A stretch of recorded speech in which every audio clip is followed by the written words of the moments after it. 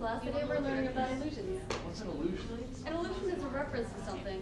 Illusions can be found in many forms, such as books, movies, poems, and TV shows. How common are illusions? So common that I guarantee you've seen some. Like what?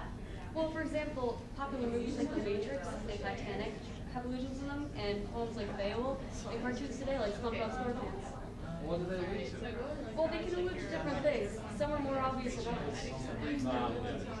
Well, let's look at the examples I just mentioned. If you've ever seen the movie The Matrix, you've seen a biblical allusion. At the end of the film, the protagonist, Neo, is killed, but is resurrected, since he is supposedly destined to save humanity. This alludes to the New Testament, specifically the death and resurrection of Jesus, the Savior of man.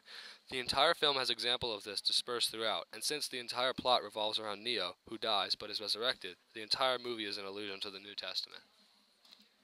Cain got no good from committing that murder. This line from Beowulf alludes to the Old Testament story of Cain and Abel. Unlike the Matrix allusion, this one is a brief reference to the Bible, only taking a snippet of the story, rather than using it as a major theme, as the Matrix does. This figure is a character from SpongeBob SquarePants named King Neptune. In this allusion, the popular cartoon introduces a character taken from Roman mythology.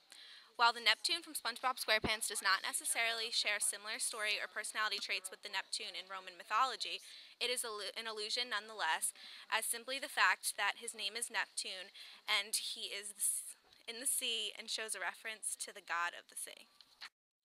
Allusions can sometimes be very subtle. While in Beowulf or SpongeBob the allusion to mythology or the Bible is obvious, sometimes there are simple parallels between the stories. For example, in Titanic, the two main characters are from opposite worlds and are eventually separated by death. This is an allusion to Romeo and Juliet, as while the stories aren't identical, their similarities constitute his reasoning that the Titanic is alluding to Romeo and Juliet. Yes. Okay, then let's play a game. I'm going to show you some pictures, and you tell me what they're alluding to. Okay, first we have a picture of a Family Guy special. What is it alluding to? Star Wars. Correct. The characters' appearances are a reference to Star Wars. Next, we have a popular character from Pirates of the Caribbean named Davy Jones. What does this allude to? Davy Jones's locker. Correct. Davy Jones's locker has been a sailor talk for the bottom of the sea for centuries. Alright, this next one is tough. I'm going to read the opening lines of the I Have a Dream speech, and then tell me what it alludes to. 50 years ago, a great American in whose symbolic shadow we stand signed the Emancipation Proclamation. The Gettysburg Address. Yes, Lincoln started his speech with 7 years ago, and King alludes to him in his own speech. Great job. Now that you know all about allusions, start to look for them. I'm sure you'll find them everywhere.